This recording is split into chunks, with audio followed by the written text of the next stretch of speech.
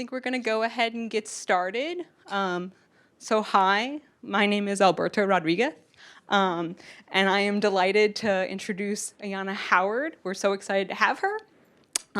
Ayanna's trajectory has been, she was at Brown and did her PhD at USC. I'm a big fan of her deformable object manipulation work there.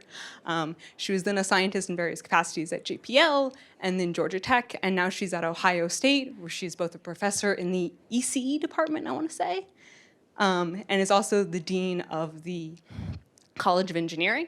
On the side, she's also done a startup focused on educational technology for children.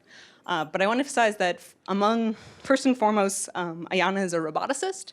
I think two really interesting things she does as a roboticist is that she takes the systems view of like how can we view this entire robotic system from a really strong systems engineering perspective, and also she gets robots that work in the real world and kind of in different contexts. She's had robots in classrooms. There's an emergency setting paper I'm a big fan of, all the way in the Arctic, and I'm sure she'll talk about kind of the healthcare application she's been thinking of. And I, Alberto, think that she really shows how if you're involved in your community and if you're working on robots in your community, that makes you both a better roboticist and leads to better work. So before she gets started, there are two housekeeping notes because we are super hybrid today. One is if you're joining us on Zoom, please, at least for now, keep your video and your audio off and only turn your audio on once we get to questions. And if you're in the room, conserve our Wi-Fi and maybe stay off of Wi-Fi for the next hour. You'll be enthralled anyway, so it's not a big deal. But with that, Ayanna, we are so excited to hear from you. Thank you, thank you. So what I'm going to talk to you about, I guess in this time period is really looking at healthcare and the intersection of healthcare and robotics. And so when I think about this, a lot of times I'm asked the why. So I've been doing healthcare, at least at the intersection of robotics, AI, and healthcare for probably now, I would say 12-ish years. And I will tell you that now is the time where we're seeing an amazing acceleration of the use of robotics and AI in healthcare. And really, it's because if you think about all the sensing around us, it's pervasive. I mean, everything from the camera systems that are pretty much in every major city, not just in the US, but also the things that we wear, whether it's the Fitbits and the smartwatches to our phones themselves. And what's happening is that industry and companies are really thinking about, wait, all this data that's out there, yeah, we can use it for things like social media, but we can also use it for this global good of really having a more equitable understanding of health and really personalizing healthcare. And so when I think about AI and robotics, it really is focused on transforming all this data that we have that's pervasive, that's around us, and transforming it into useful outcomes. And these useful outcomes, if it's with respect to classical non-embodied AI, it's about information and diagnosis. If it's with respect to embodied AI or physical robotics, it really is also about the physical outcomes in this general case. And so really want to talk to you about kind of this journey that I've had through this healthcare space. Again, I've been doing it now for about 12-ish years, and it's even evolved in terms of the things that I think about. And so kind of what I do in my group, I do a lot of things. I have basically 4 different threads of research, but the one I'm going to talk to you about today is designing robots and really gamified technologies. And when I use robots, I mean it's everything from embodied in the physical form robots as well as AI agents. But really coupling that with gamified technologies, because I focus on really engaging children with diverse abilities. And because children's space, their occupation is to learn and play, we are really capitalizing on that play aspect to bring in robots and AI to assist them with achieving their developmental milestones. So a little bit of a calibration of the impact that this could have. And worldwide, we have a number estimate, of course, that 240 million children are diagnosed with a disability. And the type of disability is wide range. It's everything from physical disabilities to developmental disabilities. So everything from say, a child with cerebral palsy to a child diagnosed with autism spectrum disorder to a child with a spinal cord injury. And so it's a wide range.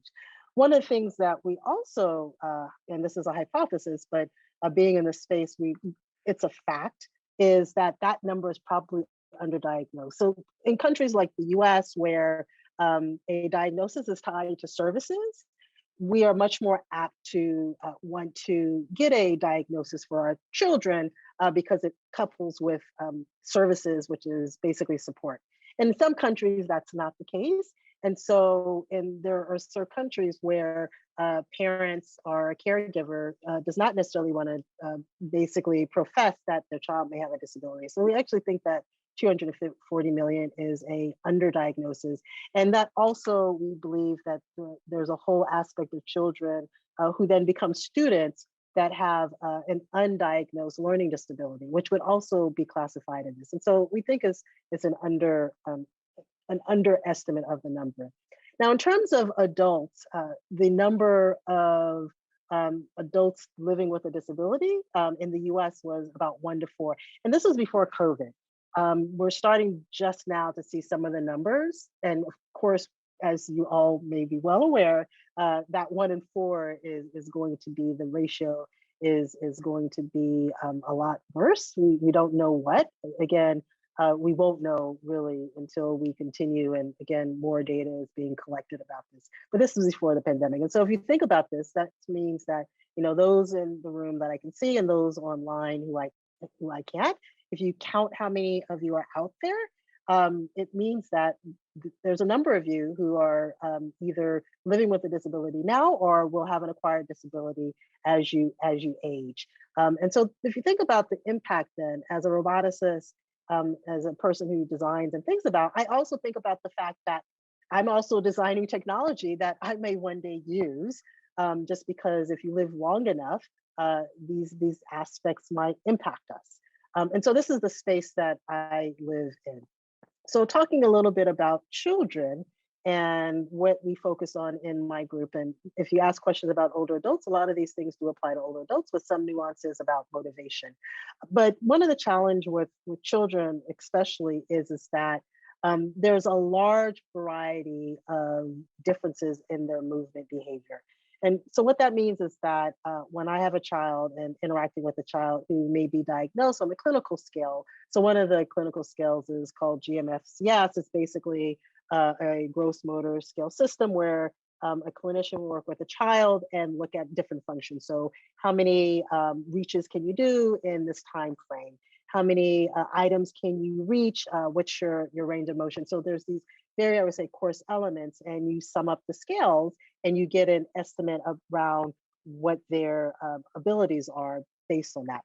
Now, this is a very coarse scale, right? Like 1 means one thing, but again, because it's a scale and it's a conglomeration of these different attributes, a child who's diagnosed with GMFCS1 and another that's diagnosed, as a roboticist, it means absolutely nothing in terms of data, right? As a clinician, it means, okay, we need to think about different types of interventions. We need to think about different ways of measuring. But as a roboticist, where I want to design and build robots to engage, it doesn't really help me as much. And so that's one of the challenges.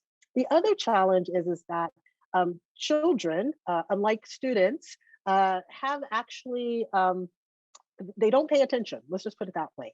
And in fact, what we're seeing now with the whole rampant use of things like YouTube is students are also having some difficulties. And when I say paying attention, it's focusing on one thing for an extended period of time. What happens is as children grow and they're learning, the fact is that the brain is basically finding things, it's looking at cause and effect, it's looking at correlations.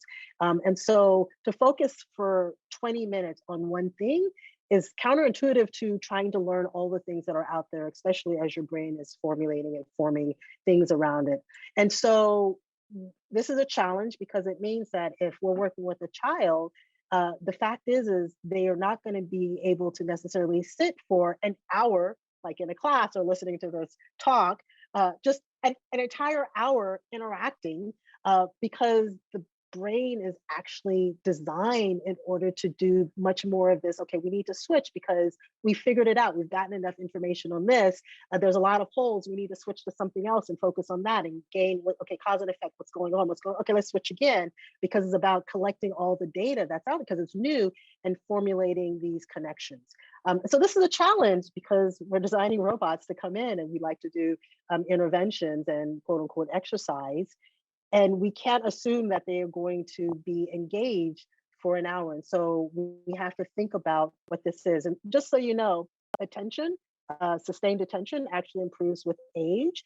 And it's not because our brains are really designed, this is because honestly, society forces us to. And so this aspect of learning how to sit in a lecture for an hour is actually a learned function. I.e., it's not really natural. It's learned through, okay, you're sitting in a classroom, okay, everyone be quiet. Okay, you have to focus on X amount. And this is a learned behavior that we have kind of evolved as a society, but it's actually not really the way that we focus with respect to brains on all the things that we do, unless we're like really looking at hard problems and things like that.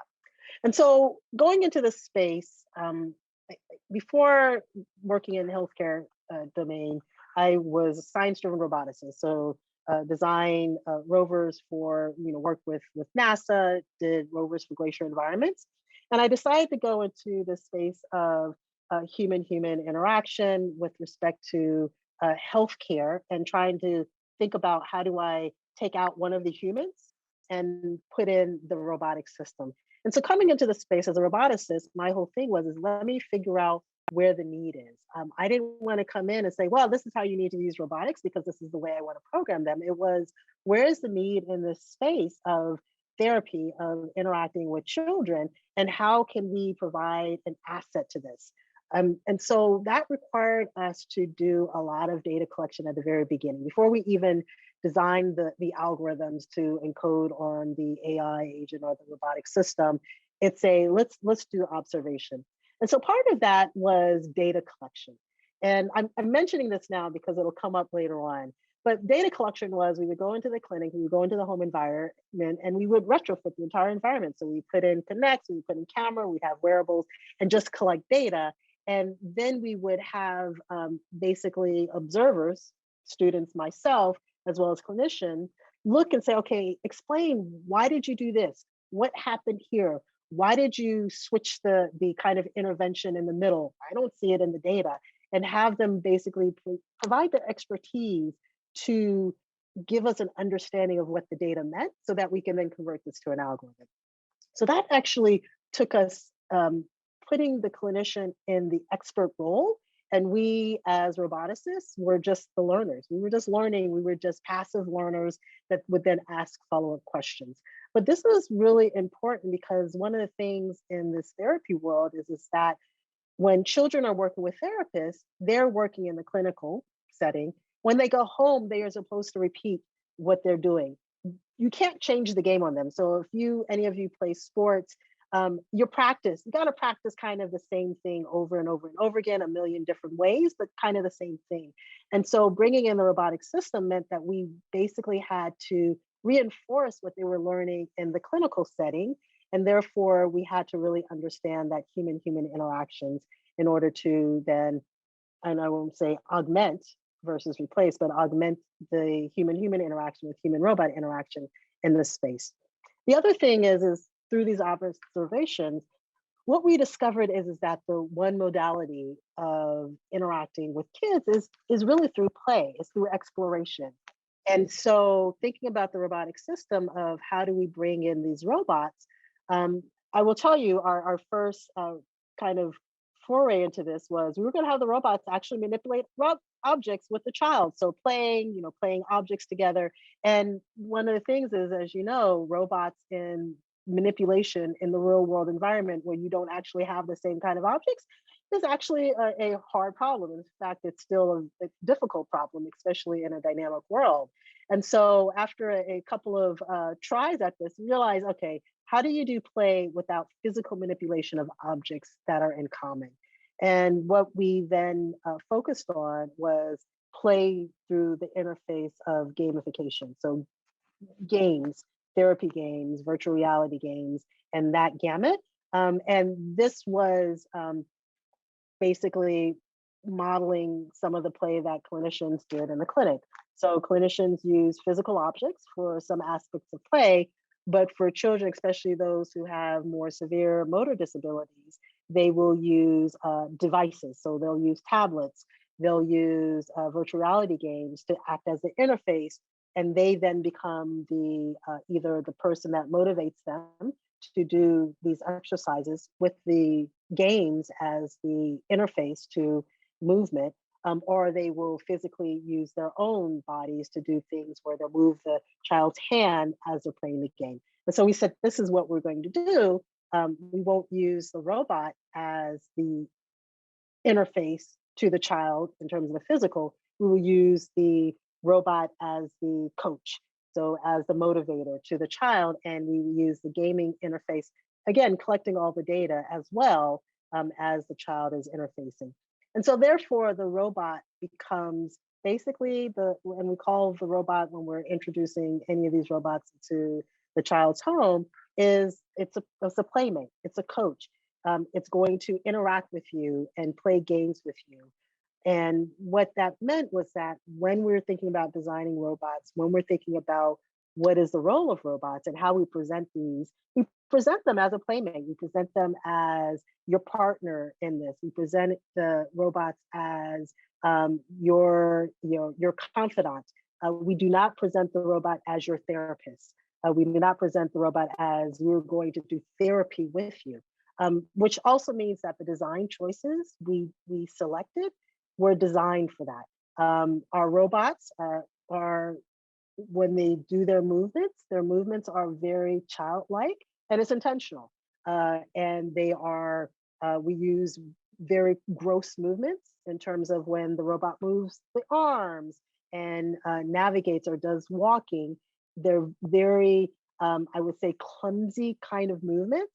And it's intentional because we wanted to, again, cast the robot as the playmate versus as this authority figure that knows all. And what that meant was that our design decisions from very early on had to be adapted in order to have that as the role for interacting with children. And so the concept is that that's great, that's fine. The clinicians, of course, also want to know, well, how well does it do? So robots, kids love them, we got it, but how well does it do the therapy? And so we also had to go down the whole path of figuring out if you have those gross motor scales, which are very coarse, which gives us nothing in terms of how well is the robot doing in the home environment working with children. How do we correlate that to actual measurements and data? And so we created these basically metrics that dealt with all of the body movements in terms of range of motion, in terms of velocity profile, deviation from path, that are about how the child moves. And then we correlate that later on. I'm not going to talk about the studies that do that, but correlated that with the gross motor skills. And so if a child on a gross motor scale moves from, say, improves in some aspect, can we see that improvement in our much more higher resolution data? Does it actually correlate? Because the kind of kinematic metrics that we as roboticists love, because we can get really great resolution in terms of data, we can look at the nuances. If it doesn't correlate to the gold standards of what they're using, the clinical scales, then clinicians are not going to adopt it. It's like, oh, that's nice, that's fine. It's play. It's not actually a good, useful tool to have impact in this space. And so we did a lot of design of figuring this out.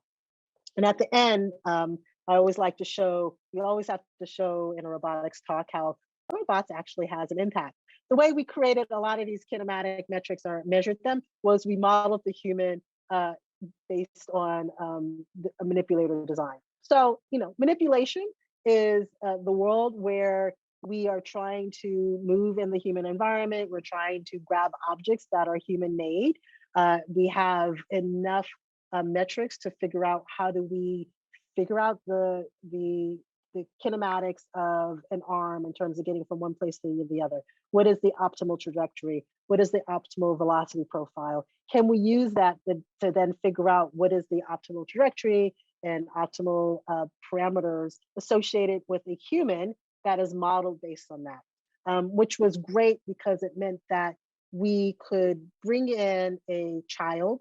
We could basically measure their arm lengths in terms of from their shoulder to their elbow to their end effector to their wrist, and then put that into our tool and say, well, this is the optimal trajectory that this child should be moving. So we now have a baseline for possible movements, and then we can look and compare how the child moves to see how well they improve based on their norm, but it's norm based on something that doesn't change, which was great. And so we were able to show in many cases that we could design that, we could bring that into the clinical setting, we could bring that into the home setting, and we could then figure out what the optimal trajectory is, figure out how the child moves, and we can do this based on a simulated model and compare it to the real data. And our accuracy was comparable. On a bad day, it was as bad as 7%. On a good day, it was as good as 0.5% in terms of accuracy along the measures that we had, which was great for us because it also showed us that we can use things that are established. So now I can look at the state of the art in terms of, okay, let me grab the fastest Jacobian matrix that can figure out things around what is the optimal velocity profile, and look at the child and say, okay, are they moving at what's optimal, and do a comparison, and then monitor their improvements toward that optimal condition. Just a little bit about that, though, in terms of validating as I think about that. So one of the things is that in the clinical world, you have to validate everything based on a gold standard. And so early on, we validated in this world, you validate on able-bodied adults. You then traditionally validate on what we call able-bodied children, and then we will go to children who have motor disabilities.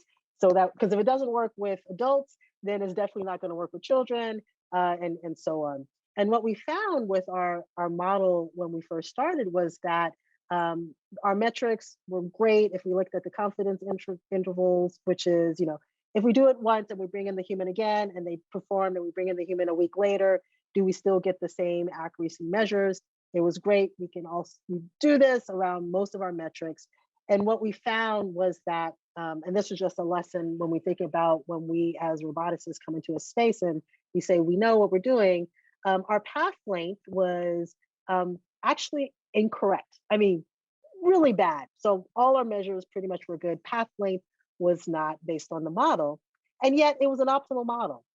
And talking to the clinician, discovered that people, adults, kids, we're actually quite lazy when we're moving.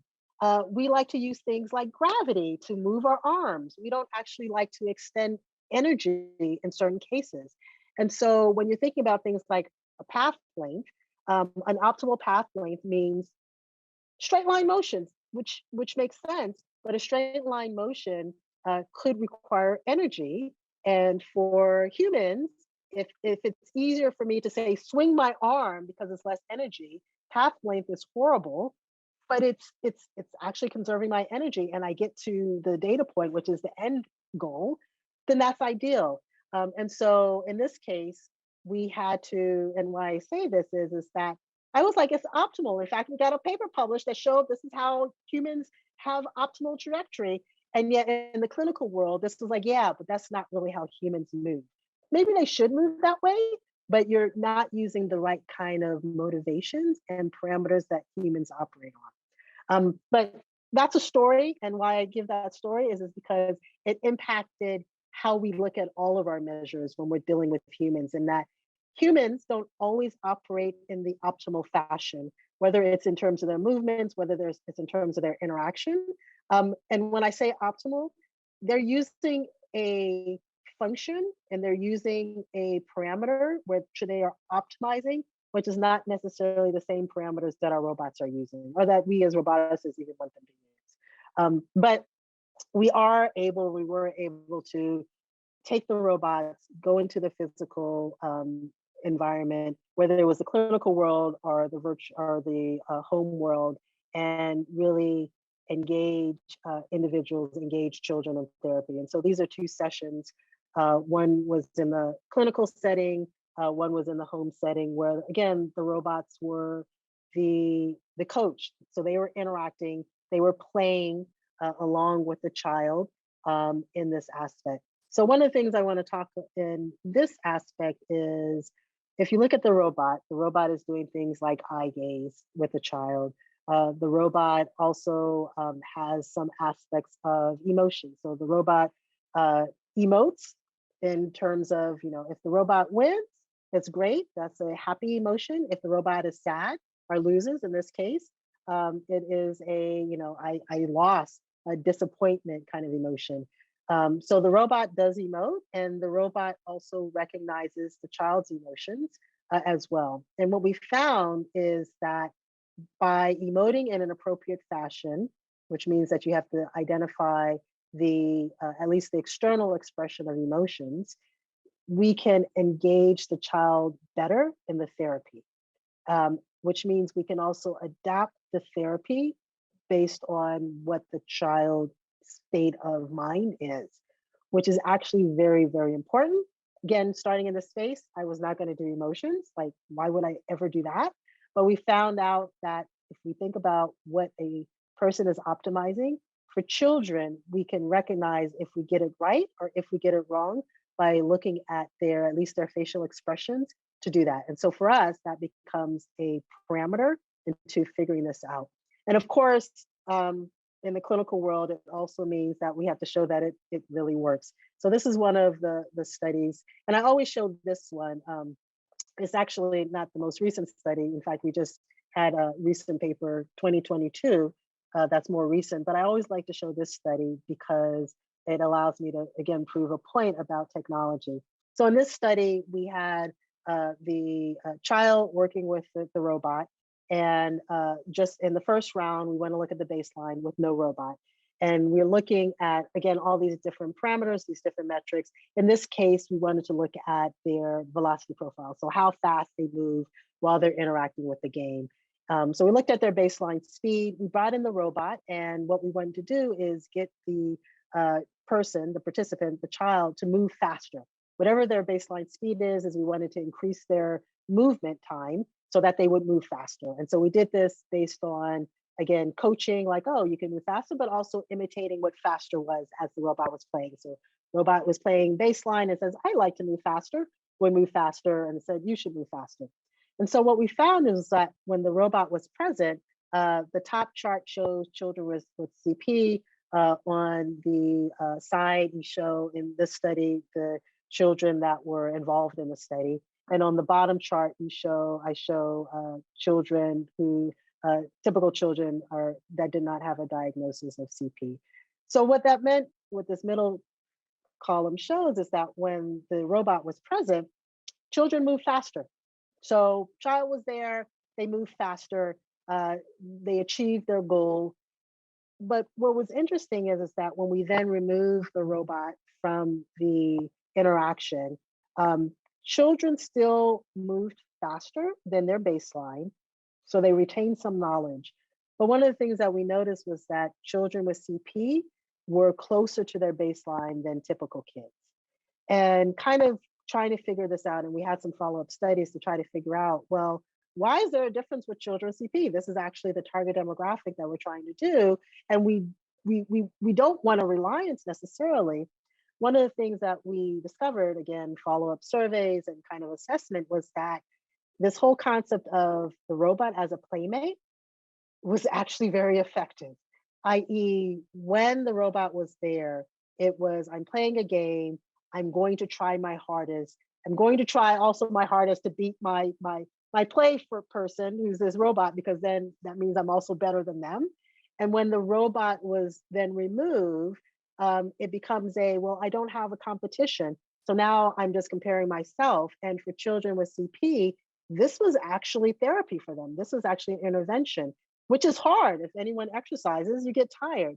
And so they would go back to their much more baseline movement because that was just easier. Whereas typical kids, they were now moving faster and they were like, oh, I can move faster. This is quite fun. And so, one, it made us realize that as we're designing robots, we also have to realize that we need to ensure that we do not have a dependency on these robots and trying to figure out what that is. How many weeks do we bring in a robot before we bring it out? How do we basically scaffold this exercise so that there isn't a reliance built up, but yet at a certain point, you need that reliance. And so looking at that, and we have a number of different studies from 8 weeks, kind of answering that question of what is good and when is it become reliant, and how do we address that, especially for children with disabilities, children with CP, who in this regard, they're seeing the robot as an asset. Parents are seeing this robot as an asset, and we need to make sure as roboticists, we do not have a reliance on this as an asset. So I always show this study because it was the first time we sat back, and I sat back with my clinician and say, okay, how do we do this so that we don't introduce more negatives than positives by bringing in things that we felt was positive? Like, why is there any negative? But there could potentially be a negative. The other thing that we saw, and then this also deals with kind of this aspect of reliance, goes with trust. So when we looked at this whole aspect of engagement, what we found was that children tended to feel that working with a robot, in this case, robot therapist, was much more engaging than working with the human therapist. So if you brought in the human, they also act as a partner with the same game. We did the comparison. What we saw was that children found the robot much more engaging. They found it to be less pressure. They didn't feel as much tension or pressure working with the robot versus a therapist, even though they were doing the same thing. They were playing the same game. So that was the difference. Which was interesting was that with the robot, we did get it right in terms of bringing in the robot as a partner. What did worry us a little bit was that when we kind of tease, and this is with adults because this element and the concept of trust is a little bit harder to get at with kids. But when we tease adults that we brought in for the study to again do this, when we asked them to about trust, i.e., was this element of trust and whatever your concept of trust, and we had some definitions with the robot versus a human, what we found was that when they followed the guidance of the robot or human, it was pretty much statistically equivalent. But when they were following the guidance of the robot versus the human, they were much more likely to use the word trust. I more likely trusted the robot than the human. I was much more likely to believe in the robot's expertise than the human. And why I say that is that it caused as well my group to go down a wild path around this aspect of trust, especially when it comes to healthcare. So what does the future look like? So I want to take some time about the new things that my group is doing in this space. So we still do these trials with children with the robots going into the clinic. I will tell you, we did have a pause for the last 2 years, but it looks like we can start rebooting this summer, hopefully, fingers crossed. And so that continues, working with clinicians going into the home. So that continues ongoing. But one of the things that we've seen, especially with respect to this aspect of the pandemic, is that there has been an increased interest in the use of robots in the healthcare space. And I will tell you before, when we're designing robots and with children, we very rarely had pushback from children. But we did a couple of studies with older adults. And in that case, we got a little bit more pushback in the space of bringing in robots with older adults in terms of rehab and therapy. With children, it wasn't ever an issue. But now what we're starting to see is that this reluctance and this apprehension is pretty much, I won't say it's non-existent, but it's highly decreased. And we're seeing, of course, a increase in the adoption. And that's also including in my work. And so some things that we're seeing and some of the work that we're doing in this space is looking at, I mentioned all of the wearables that are out there, this pervasiveness is how do we capitalize on this aspect of wearables for infants? So one of the things is with the robots, when we bring them to the home environment, our primary target demographic is 5, and I would say 8, but sometimes 10 years old is really where we work. And what we found was there was a deficit or gap of working with preemies or infants, especially in the robotics world. And the earlier you bring in an intervention, the it's tightly correlated with the achievement of developmental milestones. And so we decided to actually work in the infant space. One, it's really, really hard, but two, because if we can bring in robotics even earlier, it means that we can have even more of an impact. So when we do get to them at 5 years old, they are much more in terms of improved. The question is what does robotics mean? So if you think a 5-year-old doesn't follow directions or doesn't pay attention, infants, they don't even know what directions are. And so how do you now go into an environment and work with a target demographic that uh, doesn't follow directions, mainly because understanding of directions and instructions doesn't exist. They can't vocalize on when things work or doesn't work, and even thinking about the motivation and excitement is difficult. But we decided to actually do this in this space. And so just like with the working in the clinical space with working with children with CP, the first thing is also looking at the target demographic and access.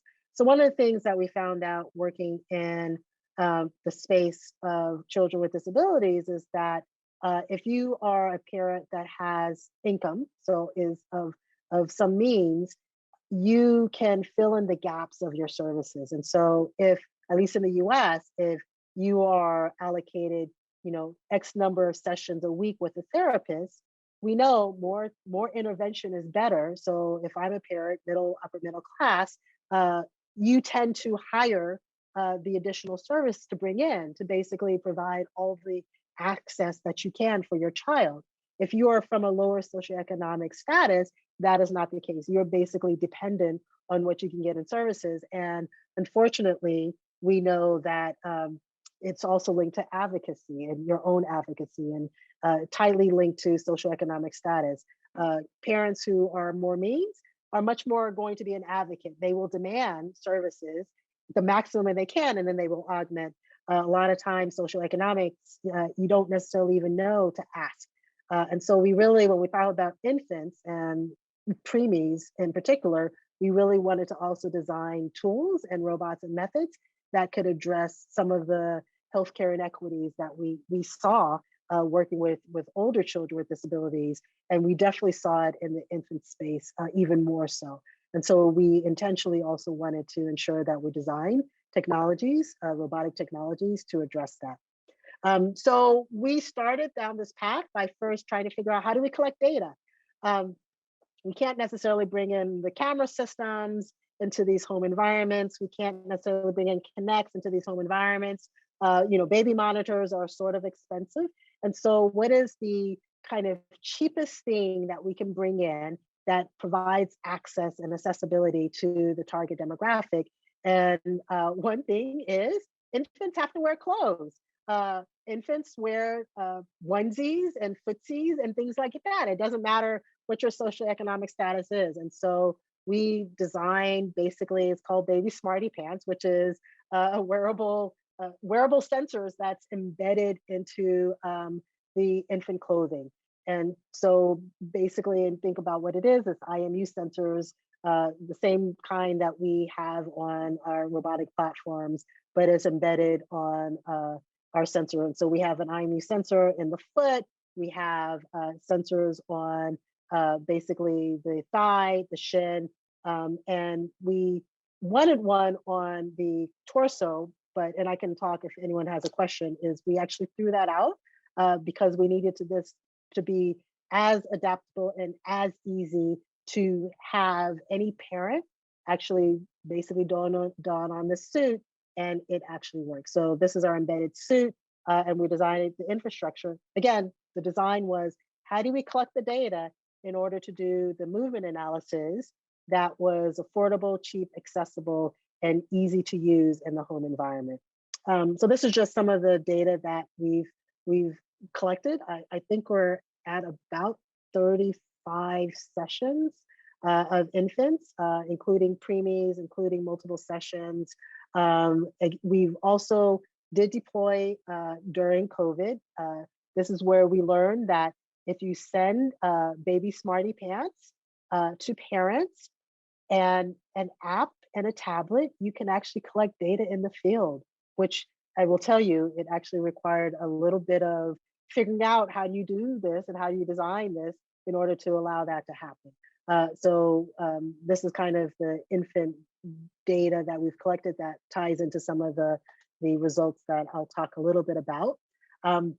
So again, just like in the space that I talked about children, we also had to figure out what are the kinematic metrics, the parameters that define infant kicking. I will tell you, it's a little different than gaits and walking. There are different phases of kicking for infants. Some of it are good phases, and some of it indicate a potential propensity for developing a disability. And so we perused all of the literature, all of the clinical aspects to figure out what are clinicians looking at when they're thinking about this space of infants and kicking, and how do we define metrics, formulas, mathematical formulas that we can then calculate and compute based on, again, data based on IMU sensor. And so this is just a peek of some of them. We actually have a lot more of these parameters. And of course, one of them is, and these are some of the other ones, and of course, tying it all together to figure out, can we use this data to do early indicators for a potential disability? And I will say we are able to do this actually quite effectively. So we now have enough data to be able to have a preemie identify whether they are on track compared to normative function, i.e. Typical kids, and look at how many months off they are. And we are able to do this everywhere from our youngest child now. This is actually an old chart. Our youngest child is 4 weeks old, preemie of 2 months, so 2 months preemie. And we're able to go all the way up to 6 months, 6.5 months, and identify how many months they're off. And so I'm actually really excited about that.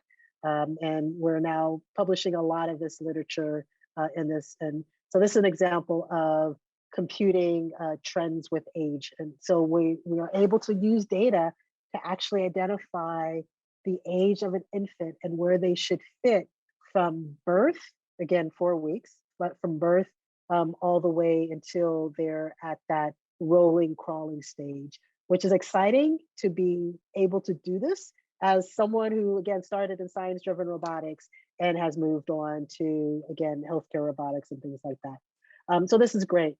Conclusions is we have some really strong evidence about what parameters increase and decrease with age, and some reasoning behind that as well. And we are also deploying now robot mobiles to do the exercise in the space because we can't necessarily bring in our humanoid robots. And so what does a robot look like when you're bringing it into the infant space? It's basically a mobile. And so we are catering the movement as well as music as our modality to evoke kicking behavior and optimal kicking behavior based on these parameters that we've identified. And we're continuing to do that, going into the home, continuing to, again, have an impact in this space. And it's great.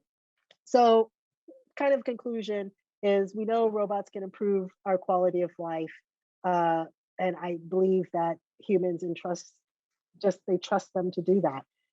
And so with that, I know we have only about 8 minutes to ask any questions, but I am really happy to be in this space, working with people, having robots in the clinical space, actually making an impact for a target demographic, especially with thinking about the social economics where, robots, I think they rule the world. And in this case, they actually rule the world in a space that needs them in that. And so with that, I want to open up for questions in the 8 minutes that I have, and I will stop sharing. Thank you. To people who have questions. So I had a question about baby smarty pants. Um, so that wearable is just sensorized, right? Correct. Have you considered, or what are the pros and cons of maybe having that wearable also be actuated? Yeah, so there is some work we were trying to look at. And it's actually not the baby suit to do actuation. Uh, and the reason is because when you have a child with a disability, there is some concern that there might be some issues of spasticity. You don't want to basically form their kicking in a way that is not natural to their movement. But one of the things we're looking at is having a actualized crib where the crib itself can form some of the kicking pattern, which basically means the child still moves on their own accord, but they're giving some force to help them. So that seems more positive, at least in terms of what what the clinicians are willing to accept. Any other questions? Hello. Thank you very much for the presentation. Really interesting. I was also pretty curious about the smart baby panties, and I was wondering. I understand why you put IMUs because they're the least invasive possible, like sensors you can put. But I was wondering, do you have idea of improving the sensorized like physical quantities, maybe like sensing something else? Because probably like IMUs are giving a lot of information, but not everything. So if you have any ideas on this. Yeah, so the only thing that we are missing is forces.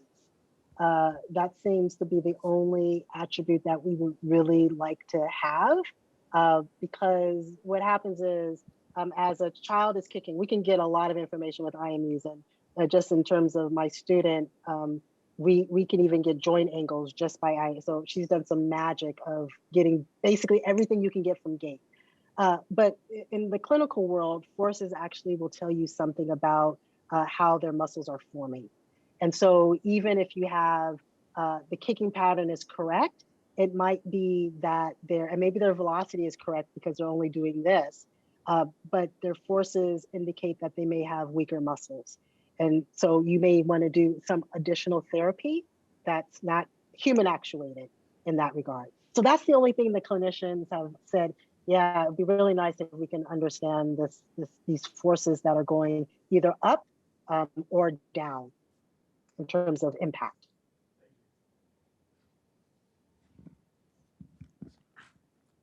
Hi, Anna. Thanks for the talk. Um, I was curious about with the playmates. You mentioned wanting them to be more clumsy and move a little more human-like. I know when you said you had the robots emote to be like happy or sad when they won games, that had like a measurable improvement. I'm curious how you like got them to emote clumsily and if that actually and how that impacted the play if it did. Yeah, so the clumsiness is on the movement. So the movement is very clumsy. So, and when I say clumsy, it's very gross motor movements versus, fine point to point trajectories. And so everything, when we're doing a reaching motion, for example, it's not a straight line motion even on the robot. It's kind of like the robot will move their arm up and kind of, again, clumsy, kind of sloppy, which sometimes you're like cringing, but that's the movement. In terms of the emoting is actually pretty accurate based on what we're understanding. I will say the one thing that we need to add is body language in terms of emoting. And so right now it's only based on facial expressions, which doesn't always correlate, especially with some of our children, doesn't always correlate with what they're feeling. But if you add in facial and body, that actually removes some of the ambiguity from that. So that's the one thing that's missing in that regard.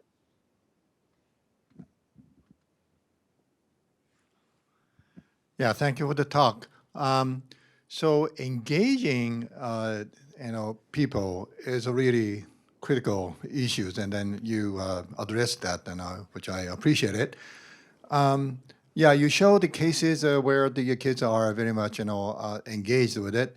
But I do believe that you may face the situations the kids did not respond or not well engaged, or kids may be rather easier, but other maybe older adults, very difficult to be engaged, or they get the fear, kind of a phobic and against the technology. What would be the key issues, and how can make that the robot more engaging? What's your view about it? Yeah, so what we find, and again, this might change as people become more accustomed to robots. What we find is that children don't get bored with the robot; they get bored with the game.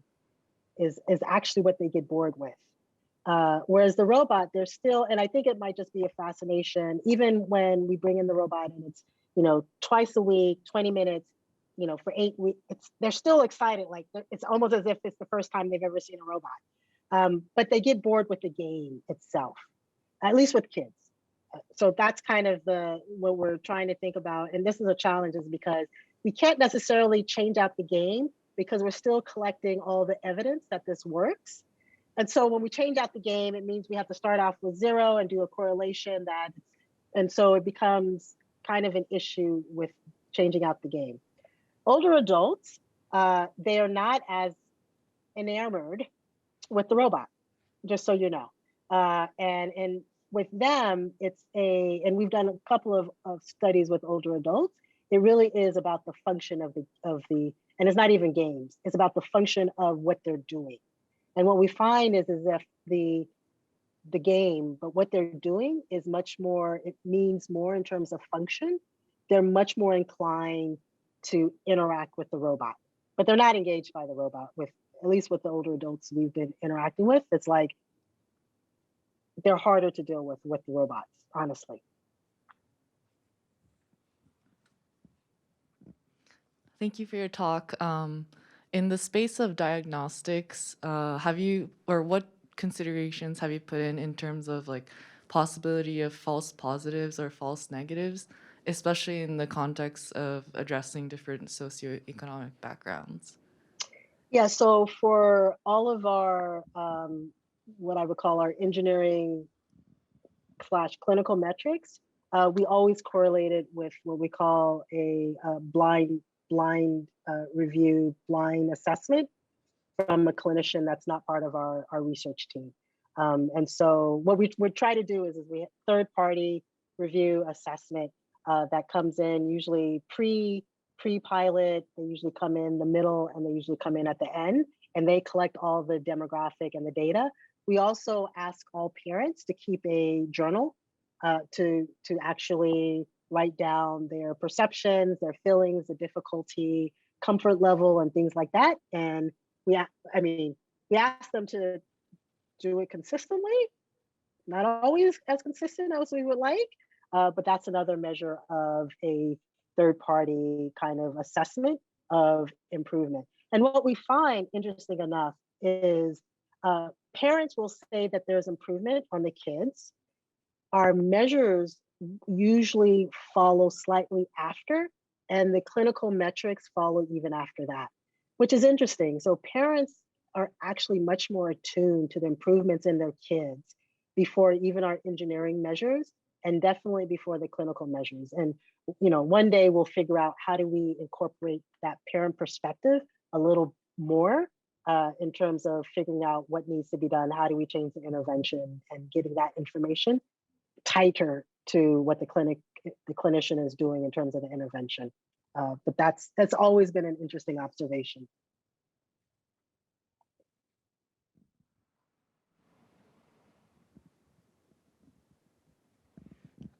Thank you for the talk. For the optimal paths that you were talking about, were they purely kinematic when you were doing the optimal? They were purely kinematic, and then we were like, oh, well, let's add gravity. So we started adding these, and they still had this error, and which was very frustrating, by the way, because we're like, our equations are correct. It's the humans that are wrong. But it's true. It's not that the humans are wrong. Is that whatever people optimize is not based on what we would optimize robot movement. Minimizing energy is actually better, whereas in robotics we can add in a minimization term, but even when we added that, different form of energy. Gotcha. Yeah. It's a good thesis. So if anyone ever wants to look at that, it's still a great thesis topic. Awesome. Thank you.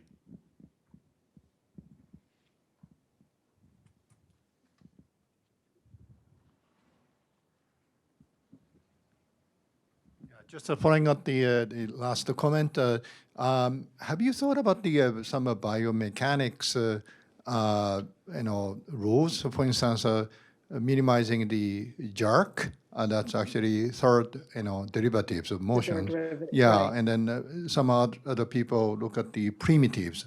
Human motions is actually consisting of some building blocks, and so that may lay out some of the baseline stuff could be combined with your data-driven method. Oh, I agree. So I will tell you the story. So when we first got the first study, it was like, okay, let's add in. So we added we added gravity as a component. It didn't improve. We added this minimizing energy as a component. I mean, it improved, but not drastically. And, I'm talking to my clinician. I'm like, okay, we're about to do X, Y, Z. And she actually is the one that said, stop. And I was like, but we can get it, we can get it better. We can get this, we can get it, we can improve it. And her point, which was really valid, she's like, you have X number, and I think at this point we had about 10 measures. She's like, 2 of them, you're pretty, path length being one of them. The other one was movement units. She's like, 2 of them, you're not, but the other ones, excellent.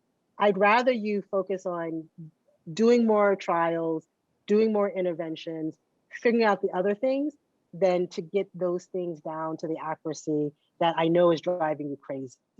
And so we stopped. And I to this day, there's like, I have lists of things of like, okay, we could try this and we could try this. But she's like, just stop. There's other things that I need you to focus on because this is great. And this is when we were still, we hadn't brought in the robot yet. We were just doing the measures and the metrics. And she's like, I need you to bring in the intervention. I need you to bring in the robots. I need you to focus on that, not getting on this accuracy down to the 99.999%, which we love to do because it gets us publications. So like I said, it's still a great thesis. It's an amazing thesis, and we have so much data to actually try to figure it out. Like if anyone ever wants to take it on, it would be amazing. Do you have any final questions? Okay, maybe I'll ask the last question. Which is, Ayanna, you mentioned using the robot as a playmate and showing like how effective that is. And I think you mentioned part of that because it's so hard to get robots to manipulate things. And I was just wondering, are there certain manipulation skills that you think would be particularly helpful should we have them that would lead to different or novel intervention strategies, or what intervention strategies could you imagine should we be able to do more manipulation? Yeah, so one of the things, it has to correlate to what the child is doing. So one aspect, and these are things, we've published on, but 2-hand grasping is actually, so for a child who has basically weak muscles or is trying to improve on their fine motor control, and they have the 2 hands to grasp anything, we need to be able to do that reliably without dropping, right? Like reliably, and any place. So typically these objects are either on a table or on a floor. So that's one thing. The other is the ability to actually grab toy objects the size of a child's hand. And so if you think about a 5-year-old child and the toys made for a 5-year-old, we need an end effector that can grab that type of object. And if you look at these objects, they are everything from, they're round, because a lot of them are, they're round, they're sometimes squishy because they're, balls. I mean, there are all these kind of nuances that the, toy world has created. That's what we need to grab. All right, manipulation kids, we have our to-dos. Ayanna, I want to thank you so much for joining us. I want to thank everyone for asking questions and joining. It's been a pleasure to hear you. Thank you. Thank you for the invitation. Have a great one.